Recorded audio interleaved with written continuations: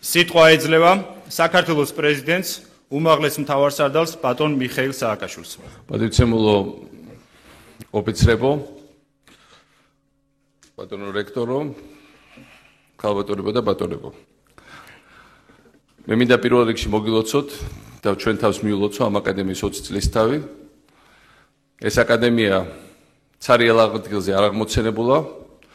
საქართველოს აქვს უზარმაზარი ტრადიცია ოფიცრების, სამხედროების, ეს ტრადიცია არის მრავალი საუკუნის და არის ძალიან სასახელო.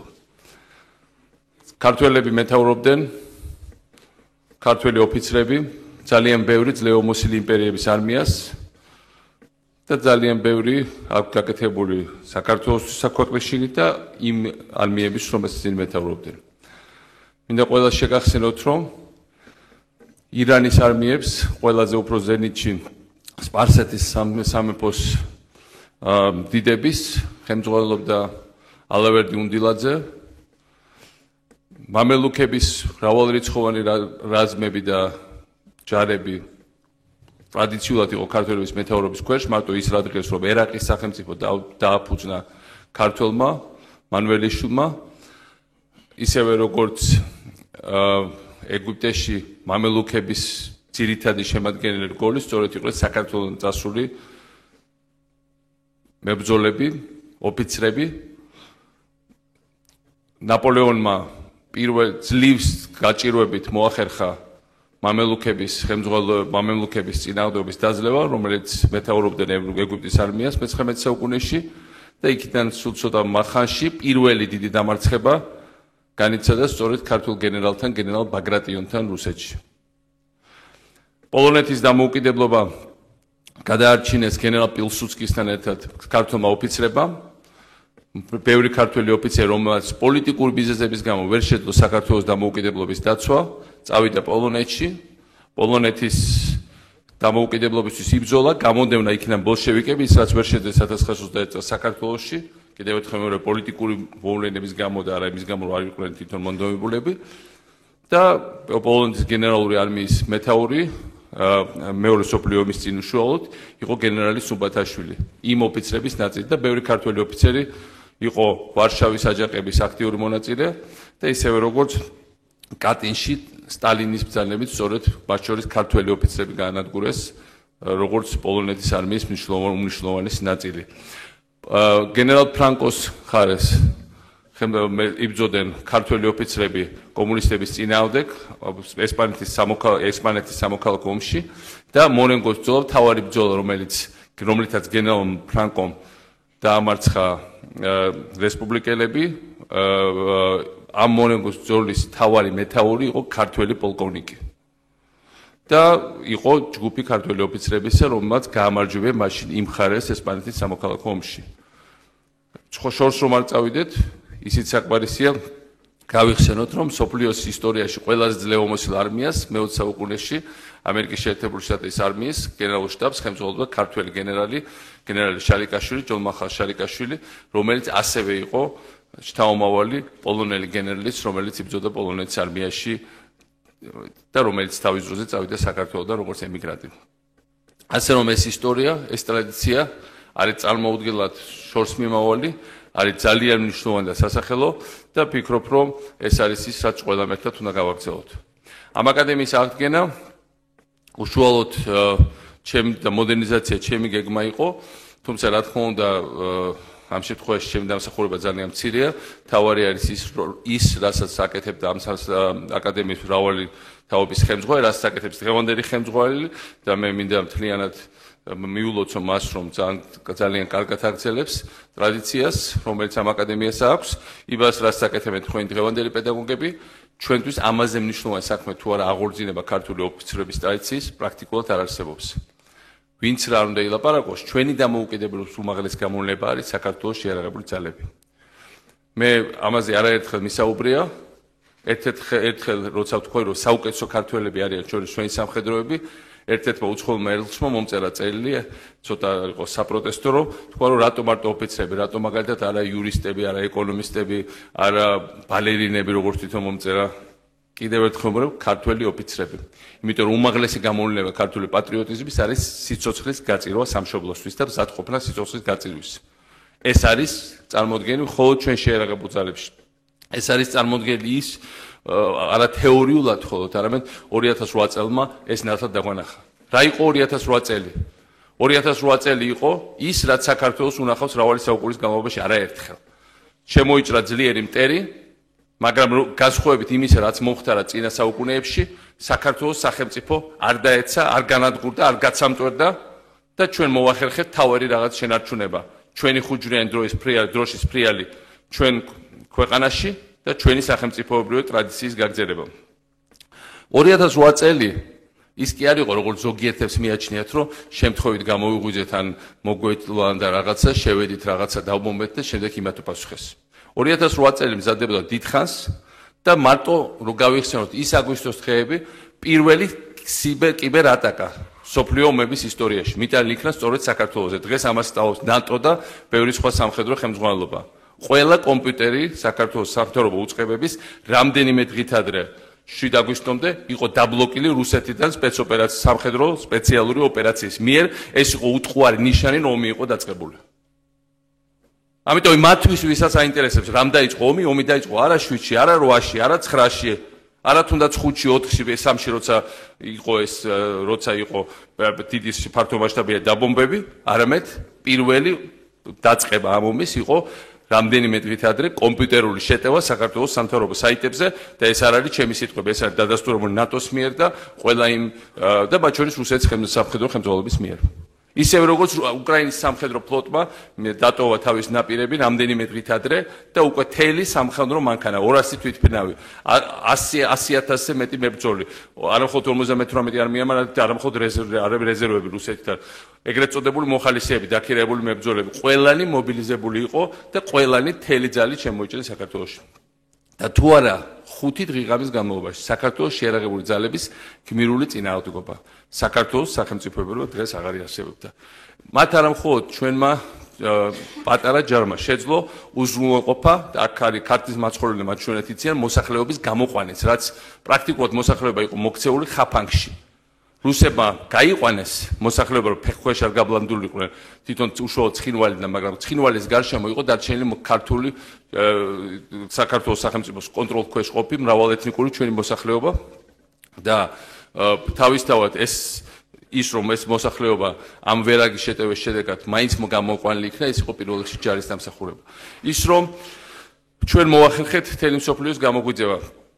სოფლიოს ლიდერების აქ ჩამოყვანა ამ საკითხის რადარების დაყენება და დროს შეტევისთვის იყო ძალიან სწორად შერჩეული აგვისტო, როცა ყველა დასასვენებლად იყო წასული, ყველას ძინავს მოტენთილია სოფლიო მედიას ბევრი არაფერი არ აინტერესებს, მხოლოდ არის რაღაც მეორე ხარისხოვან ამბებზე ორიენტირებული და ძალიან ძნელი იქნებოდა თუ არა ჩვენი ჯარი პრაქტიკულად ჩვენი სახელმწიფოს გადაჩენა. ის რომ ისინი თბილისზე მოდიოდნენ, ამას არავინ არ მალავდა და ამას აცხადებს ყველა მონაწილე მოვლენების პრეზიდენტი სარკოზი, ამას აცხადებს ხოჩოს პუტინი, მედვედევი, ამას აცხადებენ რუსული გენერლები და ეს ვიცით ყველა ჩვენგანმა. თბილისის აღება და საქართველოს სახელმწიფოს დასრულება იყო ამოცანა. ამგვარად თქვენ გადაარჩინეთ და ნებისმიერ ლაპარაკი იმის შესახებ, რომ ჯარი მას შექმნა პრობლემა 2008 წელს მიუღებელია, ამორალურია და მომავლისთვის არის ძალიან საშიში. 100-ჯერ მეტი მოწინააღმდეგე იყო. საშუალო სამხედრო როგორც წესი ყველა სხვა ქვეყანაში რაც ასეთ ჯარი შევიდა, სახელმწიფოებრივად გაცამწვევდა რამდენიმე დღეში. მე მინდა შეგახსენოთ, რომ ასეთი ქვეყნები მე-20 საუკუნეში იყო ბალტიის ქვეყნები, ასეთი ქვეყნები, ასეთი იყო აღმოსავლეთ პოლონეთი, ასეთი იყო უნგრეთი 56 წელს, ჩეხოსლოვაკია 68 წელს, ასეთი იყო ავღანეთი 1979 წელს. ყველგან რამდენიმე საათში დამთავრდა ყველაფერი. ჩვენმა პატარა საქართველოს შეძლო 5 დღიანი სამხედრო წინააღმდეგობა და შემდეგ უკვე შემოვიდა დიპლომატიური და საზოგადოების ერთიანი ძალისხმევით და ჩვენი სახელმწიფო გადარჩა. ეს არის თუ გნებავთ ჩვენი ისტორიის ნათელი გაკვეთილი და მაგალითი. ამიტომ რა თქმა უნდა, ეს არის თემები, რომელიც არის და ასე მე მიხარია, რომ ამის შემდეგ ჩვენი ჯარი კიდევ უფრო გაძლიერდა. ეს ამ აკადემიის ხელახლა აღდგენა იყო სიმბოლო საქართველოს აღშენებლობის. იმდენად ჩქარა გაკეთდა, ამას ვერავინ ვერ მოახერხა და ისე როგორც ყველამ ჩვენ ერთად გავაკეთეთ. მე ამასინათ ვიყავი ავღანეთში და ამასინათ რა 2 დღის წინ და მანამდე ვიყავი რამდენიმე თვით ადრე და მე ნახე როგორ მოქმედებდნენ ქართველი ოფიცრები ექსტრემალურ სიტუაციაში. ახალი წლის ღამეს განხორციელდა ჩვენ ესკორტზე ვერტმფრენებზე თავდასხმა როცა ჩავედით და როგორც კი ბაზაზე შევედით, ბაზაზე ფართო მასშტაბიან თავდასხმა. მე ვიყავ მაგ დროს სიტუაციის მართვის ოთახში და უყურებდით ეკრანზე როგორ გვესროდნენ ქართველ ოფიცრებთან, ქართულ ჯარისკაცებთან. მე არასოდეს არ მინახავს ასეთი მობილიზებული ქართველები არც ის სიტუაციაში, არც ეს სფეროში, არცაც საქართველოში მანამდე. მე მართლა თვალებს არ უჯერებდი, როგორი ეფექტური იყვნენ ჩვენი მებრძოლები და ჩვენი ოფიცრები ამ რთული სიტუაციის დროს. ისევე როგორც ამას წინათ ავღანეთში 13 მაისის თავდასხმის დროს ამერიკელი გენერალი მილერი მიყვებოდა, რომელსაც შეისწავლა ეს სიტუაცია, შევიდა ტერორისტების ჯგუფი ამ ბაზაზე, მათ აფეთქეს, მიმართული აფეთქება გააკეთეს, შეანგრიეს კედელი, შემდეგ გადმოხდა რამდენიმე კარგად მომზადებული ასევე თვითმკვლელი ტერორისტი, რომელსაც უნდოდა ჩვენი მებრძოლების განადგურება, ჩვენმა ოფიცრებმა ყოველგვარი ყოყმანის გარეშე რამდენიმე წამში დააწვიდეს ისინი ყველა ადგილზე, არ დაბნეულა ერთი წუთით, შემდეგ აღადგინეს ბაზის გარე პერიმეტრი, რომელიც დარღვეული იყო და დანგრეული იყო. გარშემო დაიწყეს პატრულება რამდენიმე საათში, მაგრამ სანამ დახმარე ძალა მივიდა, მათ გააკეთეს ყველაფერი, რაც შეიძლება გააკეთებია მხოლოდ ყველაზე კარგ ჯარს მომზადებულ სოფლიოში. მე ციტირებ ამერიკელ გენერალს და ეს არის ჩემი რაღაცა ინსინუაცია. ეს ნიშნავს, რომ ჩვენ ვართ იმ გზაზე, რომ აღორძინდეს ქართული მრავალსაუკუნოვანი ტრადიცია. საქართველოს კარგავდა ხშირად დამოუკიდებლობას იმის გამო, კი არა, რომ ჩვენი სამხედროები ვერ აკეთებდნენ საქმეს. და ის რომ ჩვენ ვერ ვიგერებთ ერთ. რა თქმა უნდა, ხშირად პერი იყო ბევრად დიდი და შეუძლებელი იყო მისი მოგერება, მაგრამ იმის გამო, რომ ქართველები ვერ პოულობდნენ ერთმანეთს საერთო ენას. ის რომ ქართველი ფეოდალები ბევრად უფრო მეტად ეკრობოდნენ უცხო მტერს, ვიდრე მზად იყვნენ მოელაპარაკებიათ ერთმანეთში. ის რომ ზიზღი, რომელიც ჩვენ გვამოძრავებდა ქვეყნის შიგნით ერთმანეთის მიმართ, უფრო მნიშვნელოვანი იყო ხოლმე, ვიდრე ჩვენი საერთო მტერთან ერთად დადგომა. ამიტომ არის რომ ჩვენი გაკვეთილი უნდა ვისაუბროთ და ეს ფეოდალური გადმონაშთები ჩვენ უნდა გავწიოთ ჩვენი ცხოვრებიდან. დემოკრატიული სისტემა ნიშნავს იმას, რომ მთავრობა არ ეკუთვნის, მთავრობა იცვლება, პოლიტიკური პარტიები იცვლებიან, მაგრამ შეიარაღებული ძალები არ ეკუთვნის არც ერთ მათგანს ცალკე აღებულს. შეიარაღებული ძალები ეკუთვნის საზოგადოებას და საზოგადოების დამცველია. და თუ იმ პირობებში, როცა შეიარაღებული ძალები და საზოგადოება ერთიანია, ქვეყანა ყოველთვის გადარჩება. 1921 წელს ჩვენი დამოუკიდებლობა დაეცა, იმიტომ რომ მეორე მხარესაც იყვნენ ქართველები, მეორე მხარეც იყვნენ ორჯონიკიძე, ფილიპე მოხარაძე და ბოლოს იოსებ სტალინი, რომელიც შემოუწყო მე-11 არმიას, გამოაგზავნა მე-11 არმია საქართველოში. და ჩვენ ყავდა საუკეთესო გენერლები კვინიკაძე, მაზნიაშვილი, მაგრამ პოლიტიკურად საქართველო იყო დახლეჩილი და ჩვენ დავკარგეთ დამოუკიდებლობა. 2008 წელს საზოგადოება, მთავრობა, შეიარაღებული ძალები და საერთაშორისო თანამდებობა დადგენ ერთად და დამოუკიდებლობა შევინარჩუნეთ. ეს არის თავარი გაკვეთილები, რომელიც ჩვენ ვისწავლეთ. ძალა არის ერთობაში და შეიარაღებული ძალები მაშინ არის ყველაზე ეფექტური, როცა საზოგადოება აყენებს თავის ერთიანობას უფრო მაღლა, ვიდრე ცალკე ამბიციებს ნებისმიერი მოთამაშის ამ საზოგადოების. დღეს საერთაშორისო სიტუაცია ზოგადად იცვლება და ჩვენ უნდა ვიყოთ ძალიან ფრთხილად, ჩვენ უნდა ჩვენი ნავსაყუდელი არის ძლიერი ალიანსები, ამიტომ ჩვენი მონაწილეობა საერთაშორისო მისიებში არის გადამწყვეტი ამ მიმართულებით. ჩვენი სავიზიტო ბარათი არის სწორედ ის, რასაც შეიძლება გააკეთეს ერაყში და ავღანეთში. მე კარგად მახსოვს პრეზიდენტმა ბუშმა მაჩვენა გენერალ პეტრეუსის წელი, სადაც ის წერს, რომ ერაყში საუკეთესო კონტინგენტი ამერიკელების შემდეგ და იქ იყო თუ არ ვცდები 33 ქვეყანა კოალიციაში, ზუსტი ციფრის მომენტებით შეიძლება 30-ზე მეტი. ყველაზე საუკეთესო კონტინგენტი არიან ქართველები, იყვნენ ქართველები და იქ იყვნენ ძალიან გამოცილი ქვეყნების კონტინგენტები და მათზე წინ დააყენა ამერიკული ოპერაციის მეთაურმა სწორედ ქართველები. გენერალი პეტრეუსი მეუბნებოდა, რომ ქართველებს აქვთ რაღაც განსაკუთრებული, რაც გამოარჩევს მათ სხვა მებრძოლებისგან და რაღაც მხოლოდ ჯარისკაცმა შეიძლება მოიცნოს ჯარისკაცში და ის მეუბნებოდა, რომ ის ხედავდა ზუსტად ამას. სიტუაცია იცვლება და ჩვენ არასოდეს არ უნდა აგვირიოს, ვინ არის მტერი და ვინ არის მოყვარე. რუსეთის ფედერაცია ჩვენი მეზობელია და რუსეთთან ჩვენ გრძელვადიანად რა თქმა უნდა გვინდა კარგი ურთიერთობა. მაგრამ ამავე დროს ჩვენ კარგად უნდა გვახსოვდეს, რომ რუსეთის ამოცანა არ ყოფილა ცალკე აღებულ რომელიმე ქართულ არმიასთან ბრძოლა. მათ არ მოწოდათ გამსახურდია, ქართულ ხელმძღვანელობასთან ბრძოლა, მათ არ მოწოდათ გამსახურდია, მათ არ მოწოდათ შევარდნაძე, მათ არ მოწოდათ სააკაშვილი, მათ არ მოწონთ არც ერთი საქართველოს ლიდერი, რომელიც საქართველოს ინტერესებს დაიცავს. მათთვის ფუნდამენტურად მიუღებელია ქართული სახელმწიფო. ამ ეტაპზე არის ასე. ამიტომ გუშინ ბევრი კითხვა დაისმა, რომ აი კიდევ ცდილობა აქვს ოკუპაციის ხაზის გადმოწევის და რატო ახლა ხო თითქოს ჩვენი რიტორიკა შეიცვალა. რუსეთისთვის სულ ერთია ჩვენ რა გვაქვს რიტორიკა. თუ ჩვენ ვაშენებთ სახელმწიფოს, რაც გინდა ის ილაპარაკე და რაც გინდა ის ეფერე. ჩემზე მეტი არავინ არ მოფერებია. პირველ წლებში ყოველ შემთხვევაში. თავარია რომ ქართული სახელმწიფო არის მათთვის ფუნდამენტური პრობლემა. კავკასიაში, სადაც რომელიც ძალიან ადვილი უკმა იყო, ყველა დამპყრობლის, კავკასიელები ინდივიდუალურად გამბედავები არიან. მაგრამ ყოველთვის კავკასიელი ერთმანეთს გადაეკიდება რუსეთის თვალსაჩინო, ყოველთვის ერთმანეთს ქიშფში იქნება, ყოველთვის ძალადობაზე ადვილად წამოეკება და კავკასიელზე უფრო ადვილად манипуლირება და ისტორიულად რუსებისთვის არავინ არ იყო, ისე როგორც სხვა დამპყრობლებისთვის. ამ კავკასიაში გაჩნდა პირველად საუკუნეების განმავლობაში ამ ეპოქისთვის თანამედროვე სახელმწიფო.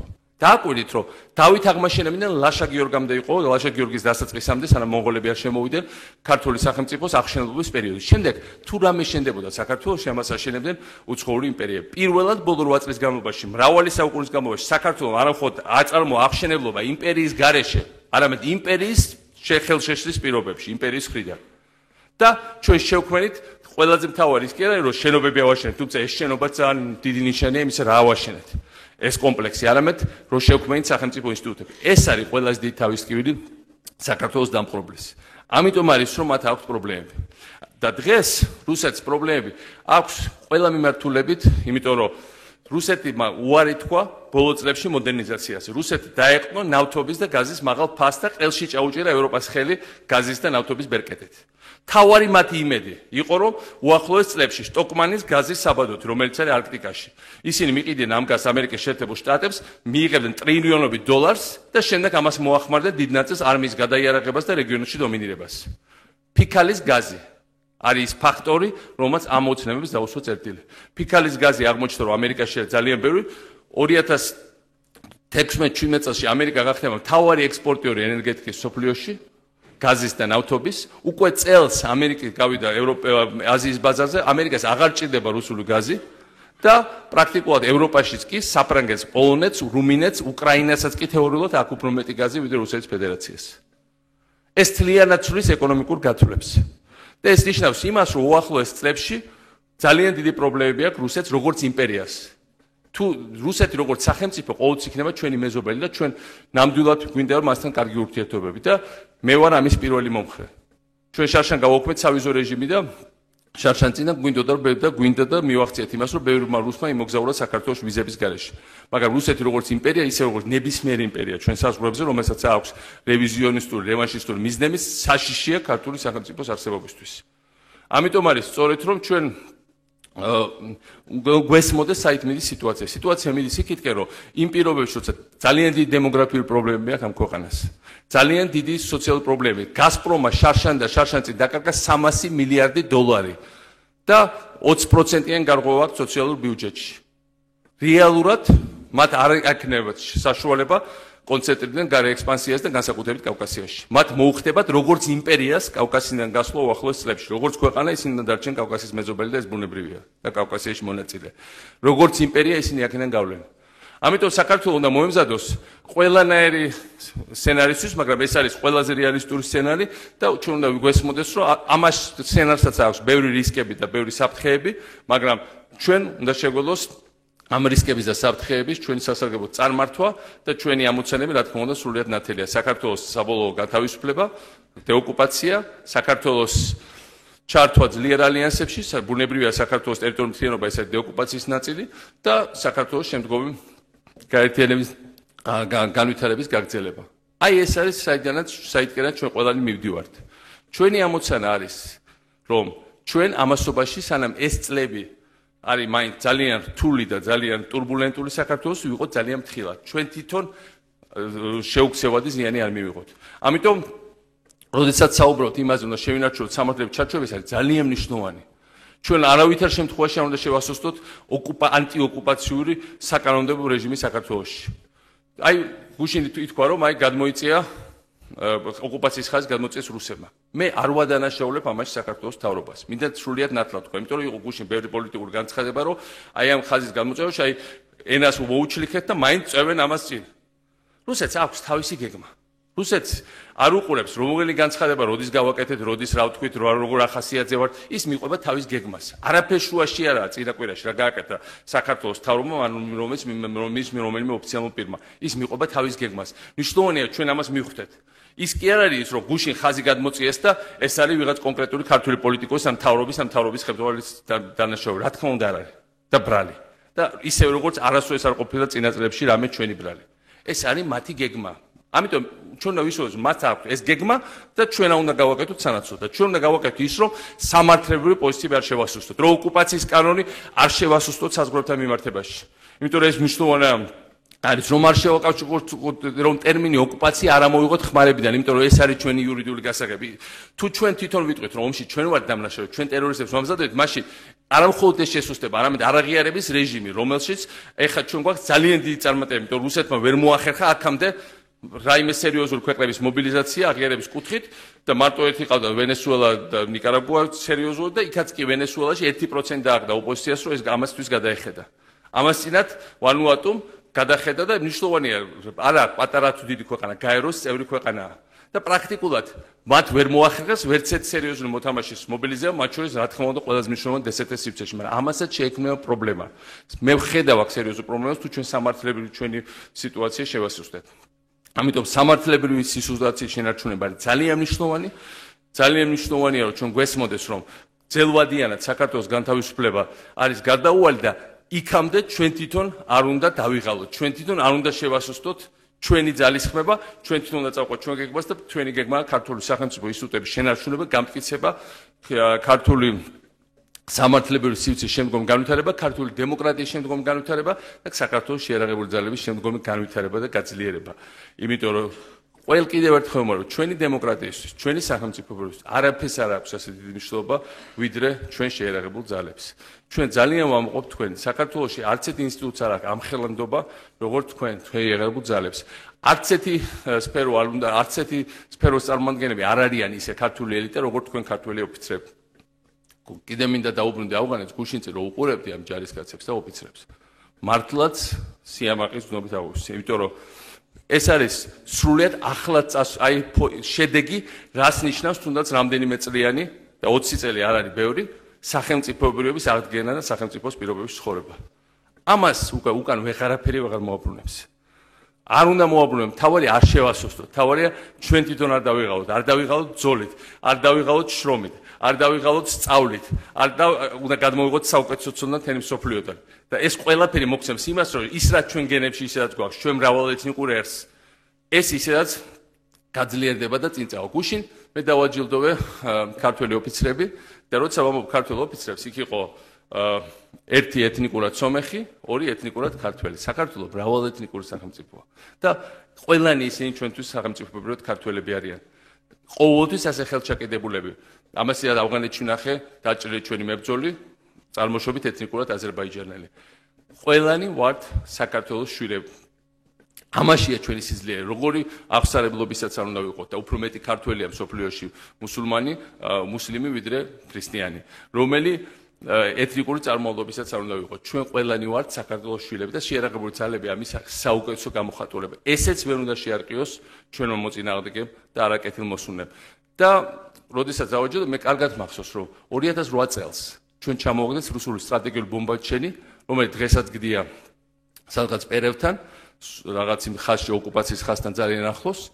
ჩვენ თუ-22 ჩვენ გავაქციეთ და დავჭერით შემომხვდარი არმიის მთავარი გენერალი ხრულოვი, ეს იყო ძალიან მნიშვნელოვანი სადაზრო ასეულის მოქმედება მეორე ბრიგადის და ჩვენ მოახერხეთ უფრო მეტი ფრინავი საშუალების ჩამოგდება ჩვენი პრიმიტიული საშუალებებით, ვიდრე ნებისმიერმა მეორე მსოფლიო ომის შემდეგ საბჭოთა კავშირთან რუსეთთან მიმართებაში. ესეც არის ჩვენი გმირობის და ჩვენი განსაკუთრებების გამოხატულება. ეს შეძლეს ქართველებმა. და ქართველებმა შეძლეს იმიტომ რომ ვინმეს დაესხნენ თავს. ჩვენ ვიცავდით ჩვენ მიწას. ჩვენ არაფერი გასაყოფი არ აქვს რუსებთან. ჩვენი მიწა არის. თითოეული გოჯი, ჩვენ ვიცავდით ქართლის მიწას, ჩვენი აფხაზეთის მიწას. რა თქმა უნდა, ჩვენ არც წუთი არ გვავიწყდება, რომ ეს მიწა ოკუპირებულია. მაგრამ ნებისმიერ უკანდახევაზე პასუხი არის მხოლოდ გადაჯგუფება და წინსვლა, ნებისმიერ მარცხზე პასუხი არის მხოლოდ გამარჯვება და რა თქმა უნდა გამარჯვება. ეს ყველას უნდა გვახსოვდეს, რომ ჩვენი მთავარი საუკეთესო დღეები, ჩვენი მთავარი გამარჯვებები, ჩვენი საბოლოო განთავისუფლება და გაძლიერება არის წინ და თქვენ იქნებით ამის უმნიშვნელოვანესი მონაწილეები და შემქმნელები. კიდევ ერთხელ მინდა ქედი მოვიხარო ჩვენი დაღუპული მებრძოლების წინაშე, მათ შორის ბოლოს ავღანეთში 3 მებრძოლი დაგუყუპა იმ პირობებში, როცა 23 დაიჭრა, მაგრამ ბევრად მეტია დაღუპული. როგორც სამასი არაგველი, როგორც 9 ძმა ხერხეული, ისინი არიან ჩვენი დროის გმირები. ჩვენ მარტო ისტორიით არ ვცხოვრობთ. დღევანდელი დღეს ღავს გვირები. გიორგი ანწუხელიძისთან გმირობა საქართველოს 1000 წლეულების განმავლობაში გაყვება. იმიტომ რომ მინდა დავამთავრო ამით, გიორგი ანწუხელიძეს ახტებოდნენ ზურგზე, ისე როგორც გვახტებოდა ბევრი იმპერია. ურტყავდნენ. ცდილობდნენ რომ თავით დაეხარა და ეკოცა მიწისთვის და მათ შორის ცდილობდნენ რომ ჩემთვის მოეყენება შეურაცხყოფა. არც ერთი გააკეთა, არც მეორე, არც მესამე. ამიტომ მე ვარ პირადად მასთან განსაკუთრებულ ვალში. ჩვენ ყველანი ვართ ვალში. რომ ის რომ რაზეც მან თავი არ დახარა, ქართულმა სახელმწიფომ ეს საქმე გააგრძელოს და არასდროს არ დახაროს თავი. ჩვენი დრო შამაყათი იფრიალებს მანამ სანამ თქვენ ხართ მაგრად და ბევრს მუშაობთ იმაზე რომ საქართველო წინ წავიდეს, გაძლიერდეს და გადარჩეს და ძალიან განსაკუთრებულ როლი მოიპოვოს სოფლიო რუკაზე. მე მინდა დღეს ყველას ვერ გადავცემ სამწუხაროდ მინდა ყველას გადავცემ, მაგრამ განსაკუთრებით გამოყო რამდენიმე აკადემიის პედაგოგი, ოფიცერი, თანამშრომელი და სახელმწიფო ჯილდოები გადავცე მათ ქართული სახელმწიფოს სახელით. ხო, დავიწყო.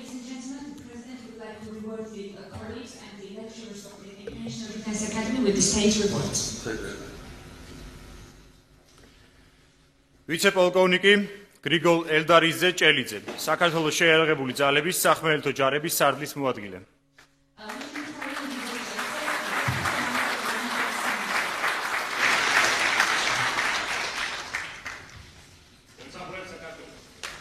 ვიცე-პოლკოვნიკი ნამუკა გიორგიძე შიუკაშვილი.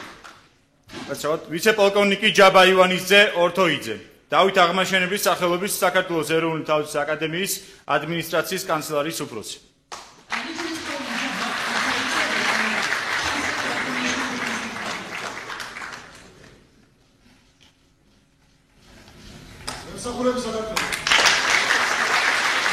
მაიორი იროდი მეულუძე ქადაგიშვილი. დავით აღმაშენებლის სახელობის საქართველოს ეროვნული თავდაცვის აკადემიის სამეთაურო საშტაბო კოლეჯის სამეთაურო საშტაბო სკოლის უფროსი.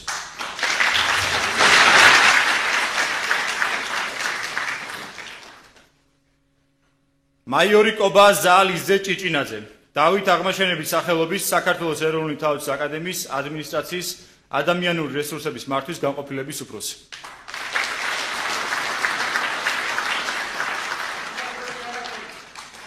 მაიორი გოჩა თენგიზიძე ბერაძე.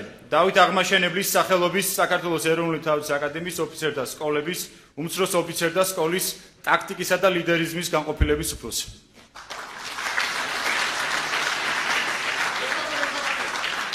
მაიორი თედორე რევაზიძე პაპავა. დავით აღმაშენებლის სახელობის საქართველოს ეროვნული თავდაცვის აკადემიის სასწავლო ბატალიონის მეორე კურსის უფროსი.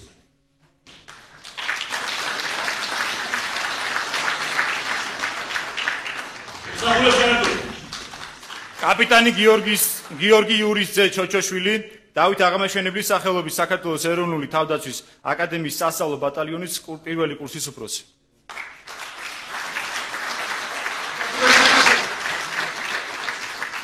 კაპიტანი ლაშაზიასძე დავითაძე. დავით აღმაშენებლის სახელობის საქართველოს ეროვნული თავდაცვის აკადემიის ოფიცერთა სკოლების კაპიტნის საკარიერო სკოლის უფროსი.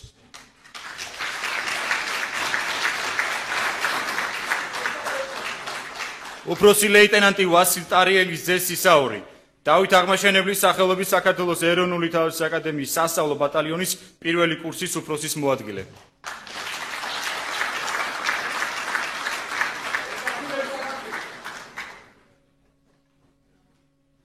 უფროსი ლეიტენანტი კახაბერ თენგიზიძე ყავლაშვილი. დავით აღმაშენებლის სახელობის საქართველოს ეროვნული თავდაცვის აკადემიის ოფიცერთა სკოლების უმცროს ოფიცერთა სკოლის ქვეით ოფიცერთა მომზადების კურსის უფროსი.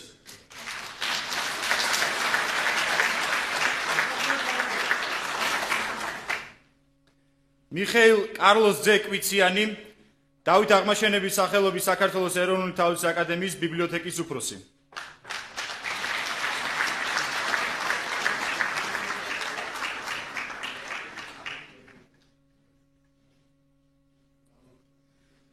მარიამ მერაბის ასული დარბაიძე. დავით აღმაშენებლის სახელობის საქართველოს ეროვნული თავდაცვის აკადემიის აკადემიური დეპარტამენტის სასწავლო სამმართველოს უფროსი.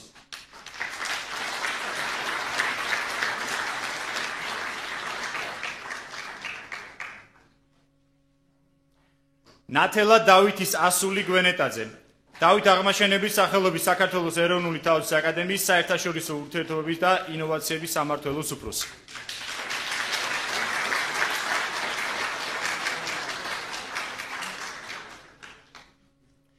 ნანა გიას ასული თორაძე, დავით აღმაშენებლის სახელობის საქართველოს ეროვნული თავდაცვის აკადემიის ენობრივი მომზადების სკოლის უფროსი.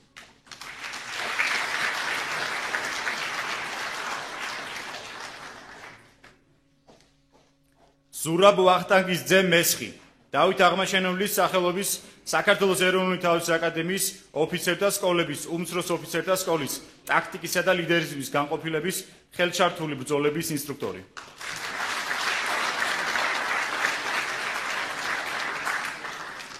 მერინ ბლეკმენი, დავით აღმაშენებლის სახელობის საქართველოს ეროვნული თავდაცვის აკადემიის მრჩეველთა ჯგუფის დირექტორი.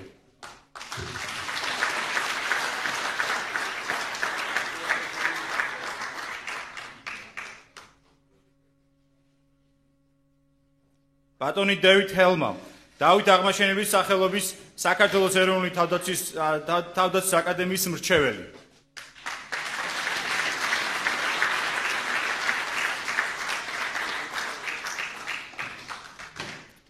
და ბოლოს აც გარდაცვლილი ადოლფ კარსონი, ამერიკის არმიის გადამდგარი პოლკოვნიკი, დავით აღმაშენებლის სახელობის საქართველოს ეროვნული თავდაცვის აკადემიის სამეთაურო საშტაბო სკოლის პროექტების მენეჯერი. მის ოჯახს გადასცემს ბატონი დავით ბრუნი.